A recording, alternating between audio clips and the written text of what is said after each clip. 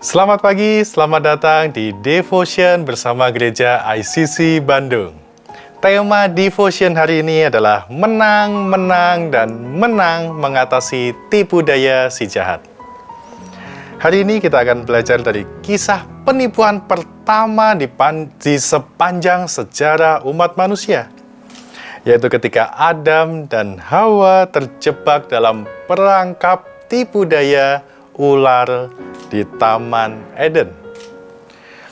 Pada mulanya Tuhan menciptakan langit dan bumi, termasuk Taman Eden, beserta segala isinya. Ada binatang, ada tumbuh-tumbuhan, ada pohon yang buah-buahnya baik untuk dimakan oleh manusia.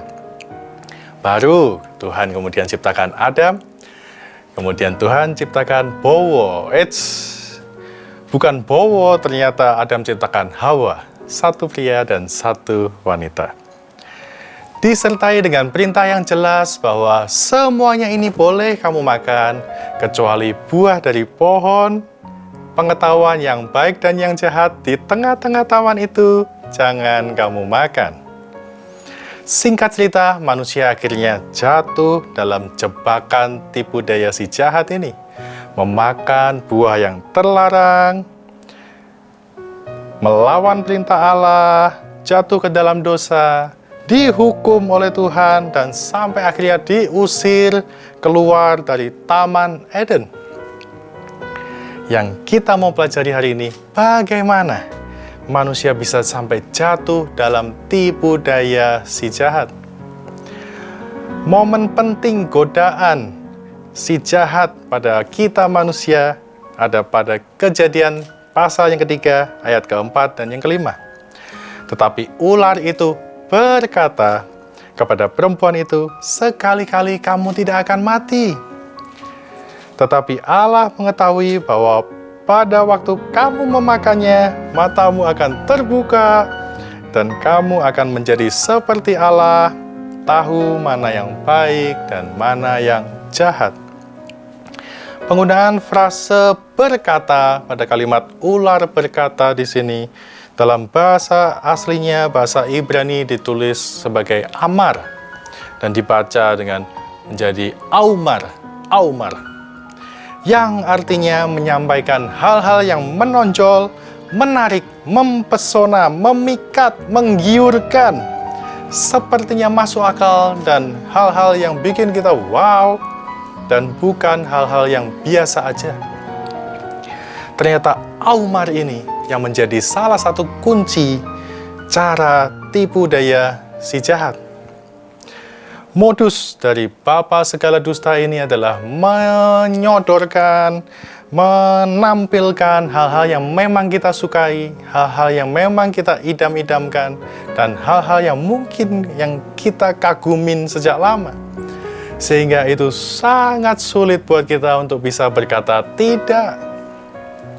Contoh, bagi orang yang suka kuliner, perangkap tipu daya si jahat bisa berupa babi chasio so sioba samchan ngohyang lapjong titovian dorok-dok dan lain sebagainya. Bagi yang lain, perangkap si jahat bisa berupa narkotika, obat-obat terlarang, ganja, pil, koplo, dan lain sebagainya. Bisa juga berupa pornografi, seks bebas, buffalo gathering, apa itu buffalo gathering, kumpul kebo, dan yang lain sebagainya. Nah, bagi yang lain lagi, mungkin berupa tipu daya kekayaan, harta, uang, fulus, jen, duit, cuan, profit, dan lain sebagainya. Bahkan sekarang ada ajakan-ajakan tertentu secara masif untuk kita bisa cepat menjadi crazy rich. Menampilkan tumpukan-tumpukan uang, gaya hidup mewah, rumah mewah, mobil mewah, Rolls Royce, Ferrari, Lamborghini, dan yang lain-lain lagi. Belum lagi jam tangan mewah yang katanya cuman baru dia aja yang punya. Udah gitu pamer-pamer bagi-bagi duit, amal yang jumlahnya fantastis. Semuanya itu dipertontonkan ketika dunia ini sedang mengalami krisis finansial yang berat akibat pandemi COVID dan yang lain sebagainya.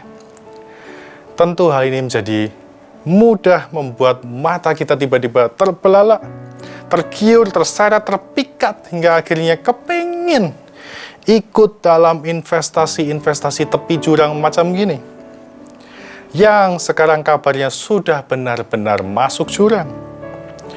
Tipu daya si jahat ini benar-benar merangsang nafsu kita untuk bisa cepat kaya, bahkan tanpa perlu melakukan apapun. 4D mereka bilang, duduk diam dapat duit. Kalau kita masih mau pikir-pikir, mereka bilang ragumu, rugimu. Waduh, belum lagi ada yang memelintir ayat-ayat Alkitab untuk kepentingan tipu daya mereka. Ngeri nggak? Ngeri nggak? Ngeri banget. Jadi bukan hanya Adam dan Hawa saja yang bisa diperdaya oleh si jahat, tapi kita semua, kalau kita tidak hati-hati, kita bisa jatuh ke lubang yang sama, atau jatuh ke lubang yang justru lebih dalam lagi. Nah, kalau begini, Umar si jahat ini, kita mesti cari tahu bagaimana supaya kita bisa menang atas tipu daya si jahat ini. Puji Tuhan, kita mempunyai teladan yang sempurna. 3 kali dia dicobain, tapi 3 kali juga dia menang atas tipu daya si jahat. Dan dia adalah Tuhan kita, Yesus Kristus. Pencobaan yang dia alami pertama adalah ketika iblis membujuk dia untuk merubah batu menjadi roti. Ini dilakukan bukan ketika Yesus kenyang atau biasa aja, tapi ini dilakukan ketika Yesus berpuasa 40 hari 40 malam. Lapar banget. Itu kalau kita, iblisnya belum datang, kita hanya sudah rubah batu menjadi roti. Tapi puji Tuhan, apa jawab Yesus?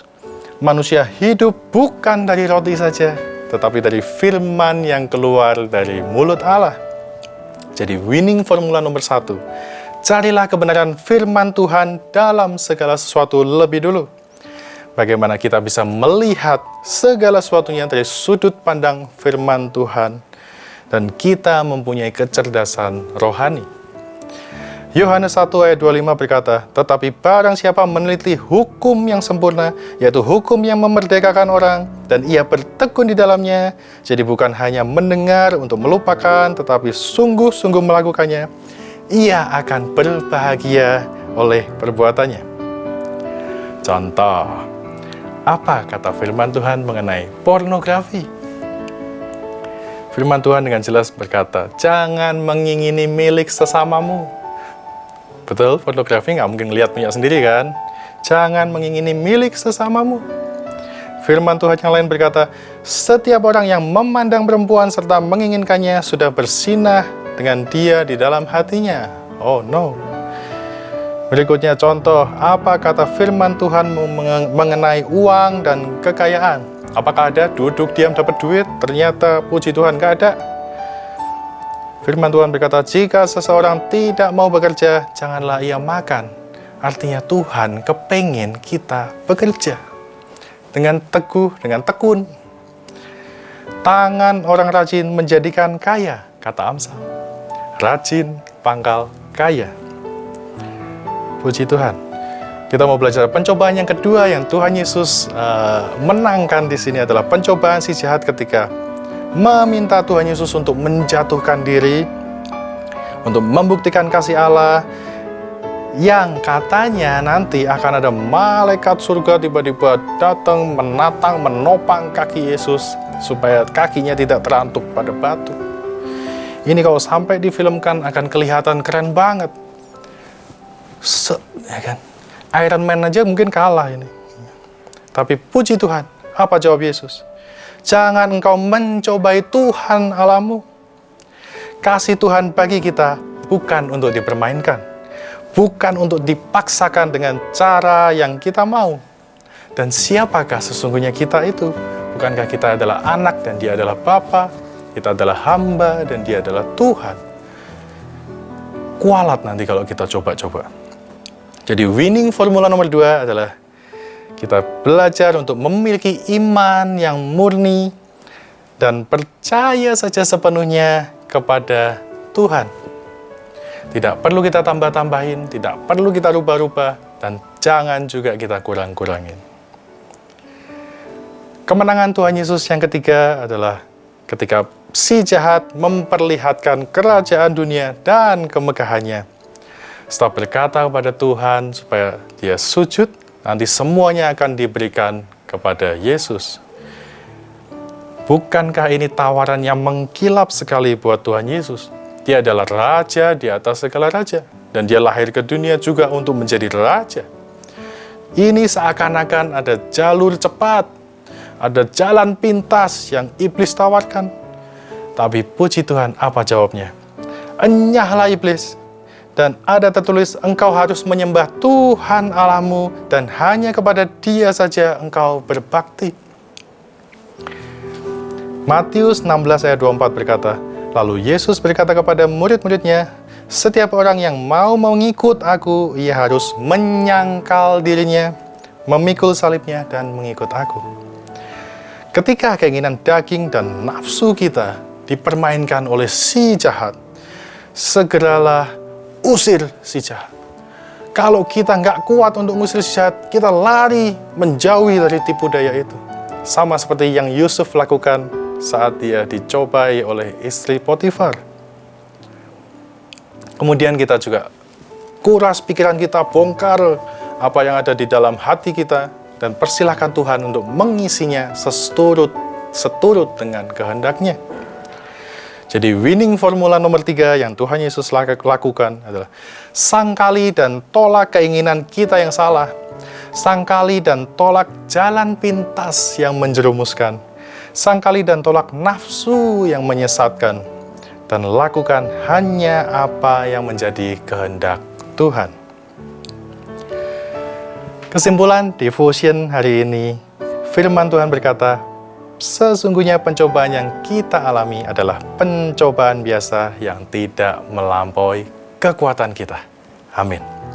Mari kita pegang teguh winning formula Tuhan Yesus yang menjadikan kita menang atas setiap tipu daya si jahat. Yang pertama, kita mau terus mencari kebenaran firman Tuhan atas segala sesuatu. Yang kedua, kita mau percaya sepenuhnya hanya kepada Tuhan, bukan pada manusia dan bukan pada yang lain-lain. Dan yang ketiga, jalani setiap proses dengan setia, melakukan hanya yang menjadi kehendak Tuhan. Sekian devotion kali ini. Jadilah pemenang atas segala macam tipu daya. Mari kita berdoa. Tuhan Yesus, terima kasih Tuhan untuk hari ini. Bersyukur penyertaan-Mu sempurna atas kami. Kami mohon Roh Kudus-Mu untuk melingkupi kami, mengisi kami, memimpin kami, untuk bisa mengatasi setiap tipu daya si jahat. Dan biarlah malaikat-malaikat Tuhan juga yang terus menjaga hidup kita, depan, belakang, kiri, kanan, atas, bawah, depan, luar, dalam, menjauhkan kami daripada yang jahat. Dalam nama Tuhan Yesus, haleluya. Amin. Sampai jumpa di devotion minggu depan. Tuhan Yesus memberkati.